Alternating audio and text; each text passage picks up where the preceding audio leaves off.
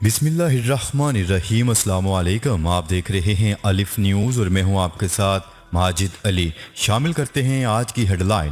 امریکہ اور برطانیہ نے اپنے شہریوں کو فوری افغانستان چھوڑنے کا حکم دے دیا۔ افغانستان کے 34 میں سے 31 اضلاع مکمل طور پر افغان طالبان کے قبضے میں جا چکے ہیں، اقوام متحدہ کا انکشاف۔ اسرائیل ایران میں کشیدگی برقرار، ایران پر حملے کے لیے تیار ہیں، اسرائیل کی دھمکی۔ اسرائیلی آئل ٹینکر پر حملہ ایرانی ساختہ ڈرون سے کیا گیا، امریکہ کا دعویٰ۔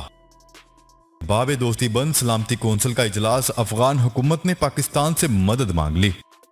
مسئلہ کشمیر کا حل سلامتی کونسل کی قراردادوں کے مطابق نکالا جائے، چین کا مطالبہ۔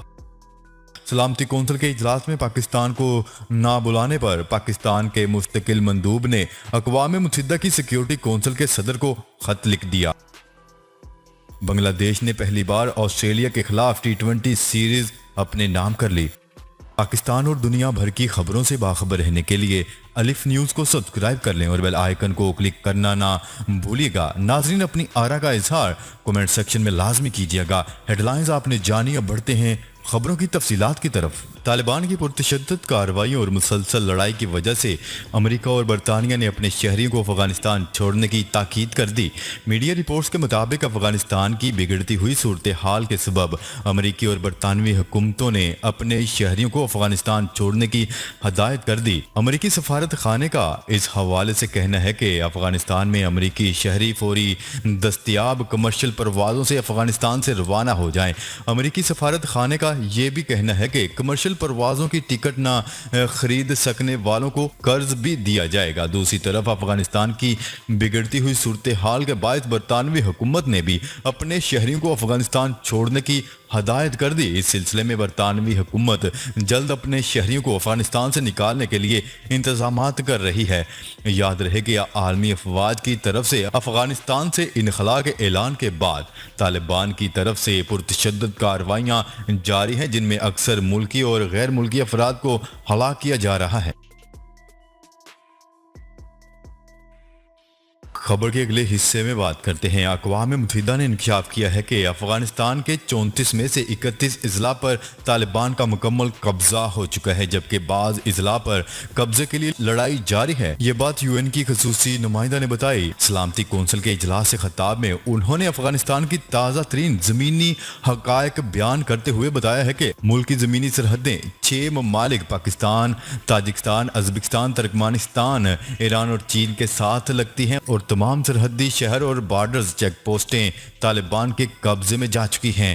انہوں نے بتایا ہے کہ اگر زمینی راستوں کی بات کی جائے تو کابل کے اشرف غنی حکومت کا سرحدی چوکیوں اور دنیا سے زمینی راستوں پر کوئی کنٹرول نہیں رہا۔ انہوں نے مزید بتایا ہے کہ ہرات، قندھار اور لشکرگاہ کی صورتحال انتہائی سنگین ہے۔ افغانستان کے شہر ہرات، قندھار اور لشکرگاہ میں طالبان کے مبینہ تشدد کے بعد اب تک 1000 سے زائد افراد ہلاک ہو چکے ہیں۔ اجلاس میں ڈیبورا لیونز نے کہا ہے کہ افغانستان میں جنگ کا خطرناک اور تباہ کن مرحلہ شروع ہو چکا ہے، جس کی وجہ سے افغانستان کا انفراسٹرکچر بری طرح سے تباہ ہو رہا ہے۔ انہوں نے کہا ہے کہ اگر افغانستان میں بڑی جنگ ہوئی تو پڑوسی ممالک بھی شدید متاثر ہو سکتے ہیں۔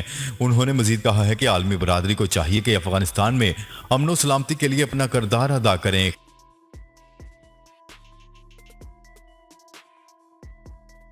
خبر کے اگلے حصے میں بات کرتے ہیں۔ اسرائیل نے عمان کے ساحل پر تیل جانے والے بحری جہاز پر حملے کے بعد ایران پر حملے کی دھمکی دے دی۔ غیر ملکی خبررساں ادارے کی رپورٹ کے مطابق اسرائیلی وزیر دفاع نے ایران کو خبردار کرتے ہوئے کہا ہے کہ اسرائیل ایران پر حملے کے لیے تیار رہے۔ اسرائیلی وزیر دفاع کے جانب سے یہ بیان عمان کے ساحل میں اسرائیلی آئل ٹینکرز پر ہونے والے ڈرون حملے کے بعد سامنے آیا، جس کے نتیجے میں ایک برطانوی اور ایک رومانوی شہری ہلاک ہوا۔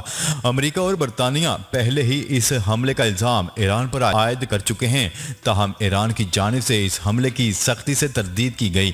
میڈیا رپورٹس کے مطابق ایک انٹرویو میں اسرائیلی وزیر دفاع سے سوال کیا گیا کہ آئل ٹینکر پر حملے کے بعد کیا اسرائیل ایران پر حملے کے لیے تیار ہے؟ اس پر اسرائیلی وزیر دفاع نے ہاں میں جواب دیا۔ دوسری جانب ایرانی وزیر خارجہ کے ترجمان نے اسرائیلی وزیر دفاع کی دھمکی کو بین الاقوامی قوانین کی کھلم کھلا خلاف ورزی قرار دے دیا۔ ٹویٹر پر جاری بیان میں ایرانی وزارت خارجہ کے ترجمان سید خطیب زادہ نے کہا ہے کہ اسرائیل کی دھمکی انتہائی بدتر رویہ ہے جسے مغرب کی اندھی حمایت حاصل ہے۔ ترجمان نے اسرائیل کو بھی خبردار کرتے ہوئے واضح طور پر کہا ہے کہ ایران کے خلاف کوئی بھی احمقانہ کارروائی کا بھرپور جواب دیا جائے گا۔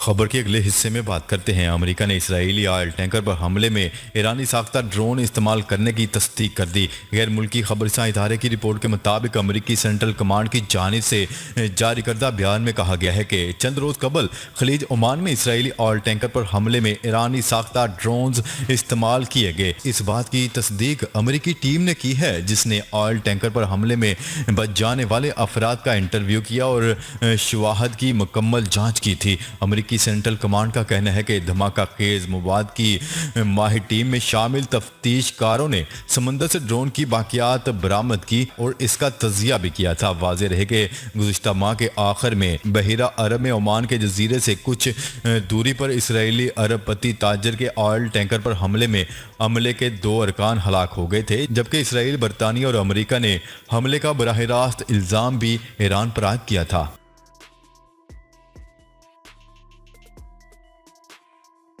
خبر کے اگلے حصے میں بات کرتے ہیں۔ افغانستان کے صوبے نمروز میں طالبان نے قبضہ کر لیا۔ طالبان نے ہرات اور قندھار سمیت کئی صوبائی دارالحکومتوں پر دباؤ بڑھا دیا ہے اور پیش قدمی جاری ہے۔ افغان طالبان نے پاک افغان بارڈر باب دوستی کو ہر قسم کی آمد و رفت کے لیے بھی بند کر دیا۔ سیکیورٹی حکام کے مطابق دونوں اطراف پھنسے پاکستانی اور افغان شہریوں کے لیے پیدل آمد و رفت Afghan transit trade import export معطل ہو گئی۔ پاکستان نے بھی افغانستان کے لیے باب دوستی سے ہر قسم کی آمد و رفت معطل کر دی۔ ٹرانزٹ ٹریڈ درآمدات برآمدات ٹرکوں کی گزشتہ روز کلیئرنگ منسوخ کر دی گئی۔ طالبان کا کہنا ہے کہ سرحد بندش کا فیصلہ صوبہ قندھار میں طالبان کے متوازی گورنر مولوی حاجی وفا نے کی ہے۔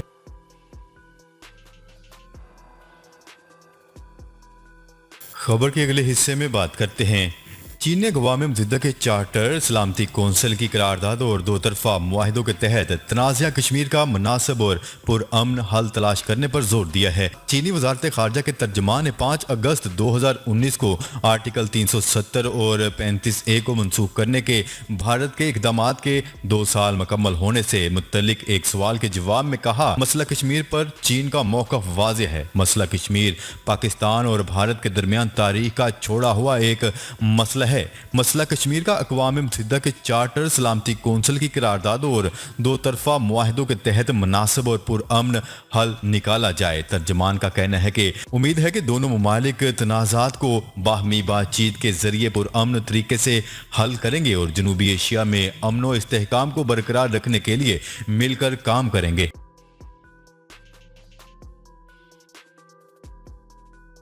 خبر کے اگلے حصے میں بات کرتے ہیں۔ سلامتی کونسل کے اجلاس میں پاکستان کو نہ بلانے پر پاکستان کے مستقل مندوب نے اقوام متحدہ کے سیکیورٹی کونسل کے صدر کو خط لکھ دیا۔ خط میں لکھا گیا ہے کہ پاکستان 2 اشروں سے افغانستان کی صورتحال سے متاثر ہے، اجلاس میں بلانا چاہیے تھا۔ NGOs کو بلایا جا سکتا ہے تو پاکستان کو کیوں نہیں؟ اقوام متحدہ میں پاکستان کے مستقل مندوب منیر اکرم نے پریس کانفرنس کرتے ہوئے کہا ہے کہ سلامتی کونسل کے اجلاس میں پاکستان کو مدعو نہ کرنا سلامتی کونسل کے قوانین کی خلاف ورزی ہے۔ پاکستان نے سلامتی کونسل کے اجلاس میں شرکت کی درخواست کی تھی۔ نیو یارک میں پریس بریفنگ کے دوران انہوں نے کہا ہے کہ بھارت کی سربراہی میں ہونے والے سلامتی کونسل کے اجلاس میں شفافیت کی امید نہیں تھی۔ اجلاس میں پاکستان کے برعکس افغانستان کے مندوب کو خطاب کی اجازت دی گئی۔ انہوں نے کہا ہے کہ افغان مسئلے کا فوجی حل نہیں، پاکستان نے افغان مسئلے کے سیاسی حل کی ہر ممکن کوشش کی ہے۔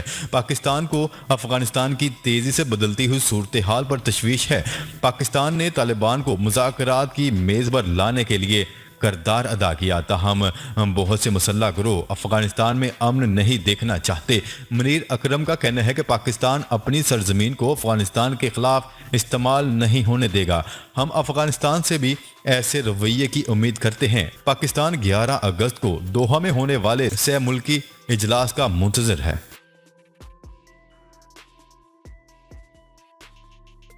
خبر کے اگلے اور آخری حصے میں بات کرتے ہیں۔ بنگلہ دیش نے تیسرے ٹی20 میچ میں بھی شکست دے کر پہلی بار آسٹریلیا کے خلاف سیریز اپنے نام کر لی۔ ڈھاکہ میں کھیلے گئے میچ میں بنگلہ دیش نے آسٹریلیا کے خلاف ٹاس جیت کر بیٹنگ کا فیصلہ کیا تھا۔